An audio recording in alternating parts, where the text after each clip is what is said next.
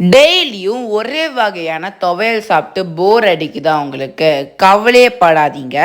இந்த வீடியோவில் நான் சொல்கிறேன் 6 நாளைக்கு 6 வகையான கிராமத்து ஸ்டைல் துவையலை எப்படி ஹெல்த்தியாகவும் சட்டுன்னு செய்யுதுன்னு பார்க்கலாமா? வாங்க. சின்ன வெங்காயம் துவையல் எப்படி செய்யுதுன்னு பார்க்கலாமா?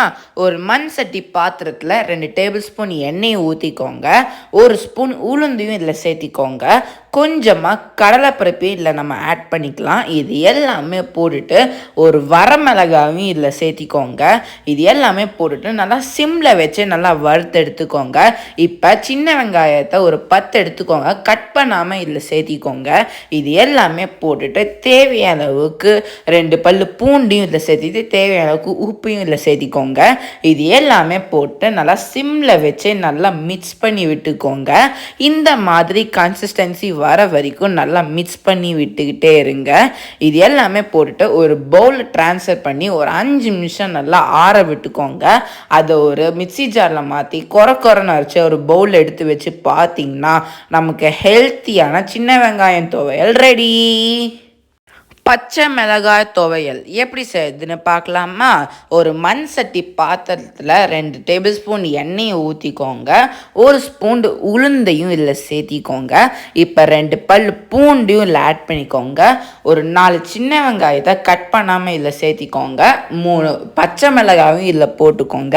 இது எல்லாமே போட்டு நல்லா சிம்மில் வச்சு நல்லா வறுத்து எடுத்துக்கோங்க. இப்போ கொஞ்சமாக கொத்தமல்லியும் இதில் சேர்த்திக்கலாம்.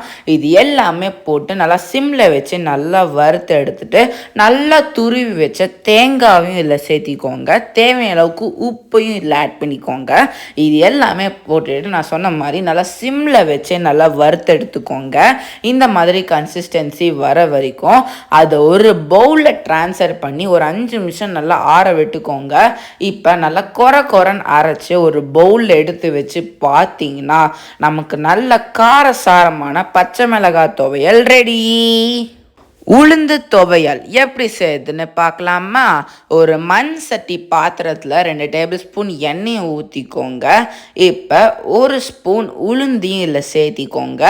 கொஞ்சமாக கடலைப்பருப்பையும் இதில் ஆட் பண்ணிக்கோங்க. இது எல்லாமே போட்டுட்டு ஒரு வரமிளகாயும் இதில் சேர்த்திட்டு இப்போ 3 பல்லு பூண்டையும் இதில் சேர்த்திக்கோங்க. இப்போ தேவையான அளவுக்கு உப்பையும் இதில் ஆட் பண்ணிக்கோங்க. இது எல்லாமே போட்டுட்டு நல்லா சிம்மில் வச்சு இதை நல்லா வறுத்து எடுத்துக்கோங்க. இப்போ நல்லா துருவி வச்ச தேங்காயும் இதில் சேர்த்திட்டு இப்போ நான் சொன்ன மாதிரி நல்லா சிம்மில் வச்சு நல்லா வறுத்து எடுத்துக்கோங்க. இந்த மாதிரி கன்சிஸ்டன்சி வர வரைக்கும் நல்லா வறுத்து விட்டுக்கிட்டே இருங்க. இப்போ அதை ஒரு பவுலில் ட்ரான்ஸ்ஃபர் பண்ணி நல்லா கொரன்னு அரைச்சி இப்போ ஒரு பவுலில் ட்ரான்ஸ்ஃபர் பண்ணி எடுத்து வச்சு பார்த்தீங்கன்னா நமக்கு சுவையான உளுந்து துவையல் ரெடி. பாலாக்கீரை துவையல் எப்படி செய்யுதுன்னு பார்க்கலாமா? ஒரு மண் சட்டி பாத்திரத்தில் 1 டேபிள் ஸ்பூன் எண்ணெயை ஊற்றிக்கோங்க. கொஞ்சமாக கடலைப்பருப்பு இதில் ஆட் பண்ணிக்கோங்க. இப்போ 2 பல் பூண்டையும் இதில் சேர்த்திக்கோங்க. ஒரு பச்சை மிளகாயும் இதில் ஆட் பண்ணிட்டு இப்போ நம்ம கட் பண்ணி வச்சுருக்காம 4 சின்ன வெங்காயத்தையும் இதில் சேர்த்திக்கோங்க. இது எல்லாமே போட்டு நல்லா சிம்மில் வச்சு நல்லா வறுத்து எடுத்துக்கோங்க. இப்போ 1 கரண்டி அளவுக்கு பாலாக்கீரையை இதில் போட்டுட்டு நல்லா துருவி வச்சுருக்கிற தேங்காயும் இதில் சேர்த்திக்கோங்க. தேவையான அளவுக்கு உப்பையும் இதில் ஆட் பண்ணிட்டு நல்லா சிம்மில் வச்சு நல்லா வறுத்து எடுத்துக்கோங்க. இந்த மாதிரி கன்சிஸ்டன்சி வர வரைக்கும் நல்லா வறுத்து விட்டுக்கிட்டே இருங்க. இப்போ அது ஒரு பவுலில் ட்ரான்ஸ்ஃபர் பண்ணி ஒரு 5 நிமிஷம் நல்லா ஆற விட்டுக்கோங்க. அதை நல்லா கொரன்னு அரைச்சி ஒரு பவுலில் எடுத்து வச்சு பார்த்தீங்கன்னா நமக்கு சுவையான பாலாக்கீரை துவையல் ரெடி. வரமிளகாய் துவையல் எப்படி செய்யுதுன்னு பார்க்கலாமா? ஒரு மண் சட்டி பாத்திரத்தில் 1 டேபிள் ஸ்பூன் எண்ணெயை ஊற்றிக்கோங்க. கொஞ்சமாக உளுந்தையும் இதில் சேர்த்திக்கோங்க. இப்போ தேவையான அளவுக்கு கடலைப்பருப்பையும் இதில் சேர்த்திட்டு ஒரு 2 பல்லு பூண்டையும் இதில் ஆட் பண்ணிக்கோங்க. இது எல்லாமே போட்டுட்டு 4 சின்ன வெங்காயத்தை கட் பண்ணாமல் இதில் சேர்த்திக்கோங்க. 3 வரமிளகாயும் இதில் சேர்த்திக்கோங்க. இது எல்லாமே போட்டு தேவையான அளவுக்கு உப்பையும் இதில் ஆட் பண்ணி நல்லா துருவி வச்சுருக்கிற தேங்காயும் இதில் சேர்த்திக்கோங்க. இது எல்லாமே போட்டுட்டு நல்லா சிம்மில் வச்சு இதை நல்லா மிக்ஸ் பண்ணி விட்டுக்கோங்க. இந்த மாதிரி கன்சிஸ்டன்சி வர வரைக்கும் மிக்ஸ் பண்ணிக்கிட்டே இருங்க. அது ஒரு பவுலில் ட்ரான்ஸ்ஃபர் பண்ணி ஒரு 5 நிமிஷம் நல்லா ஆடினதுக்கு அப்புறமா நல்லா கொரன்னு அரைச்சு ஒரு பவுல் எடுத்து வச்சு பார்த்தீங்கன்னா நமக்கு நல்ல காரசாரமான வரமிளகாய் துவையல் ரெடி. நூக்கல் துவையல் எப்படி செய்யுதுன்னு பார்க்கலாமா? ஒரு மண் சட்டி பாத்திரத்தில் 2 டேபிள் ஸ்பூன் எண்ணெயை ஊற்றிக்கோங்க. 1 ஸ்பூன் உளுந்தையும் இதில் ஆட் பண்ணிக்கோங்க. கொஞ்சமாக கடலைப்பருப்பையும் இதில் சேர்த்திக்கோங்க. இப்போ ஒரு வரமிளகாயும் இதில் சேர்த்திட்டு இப்போ கொஞ்சமாக கொத்தமல்லியும் இதில் ஆட் பண்ணிக்கோங்க. நல்லா சிம்மில் வச்சு நல்லா மிக்ஸ் பண்ணி விட்டுக்கோங்க. இப்போ சின்ன சின்ன பீஸாக கட் பண்ணி வச்சுருக்கிற நூக்கலையும் இதில் சேர்த்திட்டு தேவையான உப்பையும் இதில் ஆட் பண்ணிக்கோங்க. இது எல்லாமே போட்டு நல்லா சிம்ல வச்சு நல்லா வறுத்து எடுத்துக்கோங்க. இந்த மாதிரி கன்சிஸ்டன்சி வர வரைக்கும் நல்லா வறுத்து விட்டுக்கிட்டே இருங்க. அது ஒரு பவுலில் ட்ரான்ஸ்ஃபர் பண்ணி நல்லா கொரன்னு அரைச்சி எடுத்துக்கோங்க. அது ஒரு பவுலில் எடுத்து வச்சு பார்த்தீங்கன்னா நமக்கு சுவையான நூக்கல் துவையல் ரெடி. இப்ப சுவையான நூக்கல் துவையல் ரெடி ஆயிடுச்சு. இப்ப வாங்க டேஸ்ட் பண்ணி பார்க்கலாம் எப்படி இருக்குன்னு.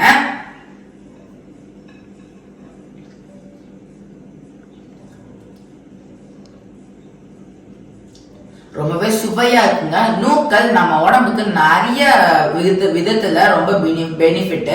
நான் சொன்ன மெத்தட்ல ட்ரை பண்ணி பாத்தீங்கன்னா ரொம்ப வித்தியாசமான டேஸ்ட்ல இருக்கும். கண்டிப்பா ட்ரை பண்ணி பாருங்க.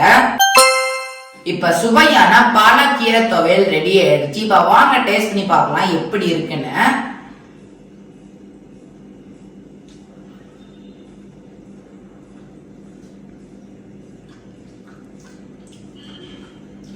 ரொம்பவே சுவையா இருக்குங்க. பாலாக்கீரை நம்ம உடம்புக்கு ரொம்ப நல்லது.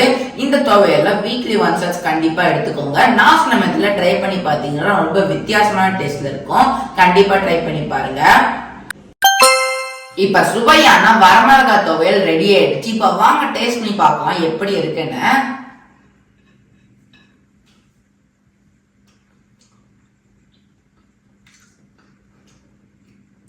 ரொம்பவே சுவையா இருக்குங்க. காரத்தை பிடிக்கிறவங்களுக்கு இந்த மாதிரி துவையலை செஞ்சு கொடுத்து பாருங்க. ரொம்பவே விரும்பி சாப்பிடுவாங்க. நான் சொன்ன மெத்தட்ல ட்ரை பண்ணி பார்த்தீங்கன்னா ஒரு வித்தியாசமான டேஸ்ட்ல இருக்கும். கண்டிப்பா ட்ரை பண்ணி பாருங்க. இப்ப சுவையான பச்சை மிளகாய் துவையல் ரெடி ஆயிடுச்சு. இப்ப வாங்க டேஸ்ட் பண்ணி பார்க்கலாம் எப்படி இருக்குன்னு.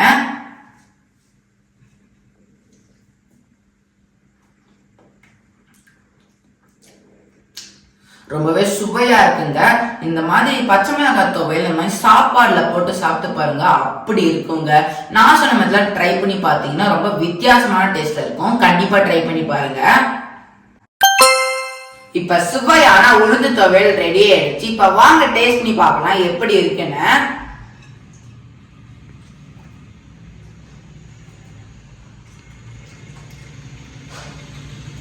ரொம்பவே சுவையா இருக்குங்க.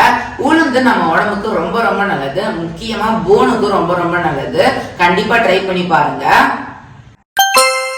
இப்ப சுவையான சின்ன வெங்காய துவையல் ரெடி ஆயிடுச்சு. இப்ப வாங்க டேஸ்ட் பண்ணி பார்க்கலாம் எப்படி இருக்குன்னு.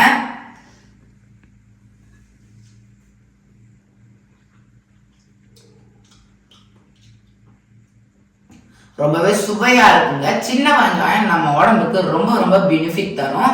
முக்கியமா போனுக்கு அந்த மாதிரி ரொம்ப பெனிஃபிட் தரும். கண்டிப்பா ட்ரை பண்ணி பாருங்க. இப்ப நான் சொன்ன 6 வகையான துவையலை உங்க வீட்டுல செஞ்சு கொடுத்து அசத்துங்க. இதே மாதிரி இன்னொரு இன்ட்ரெஸ்டிங்கான வீடியோல உங்க எல்லாத்தையும் பாக்குறேன். அது வரைக்கும் பாய்.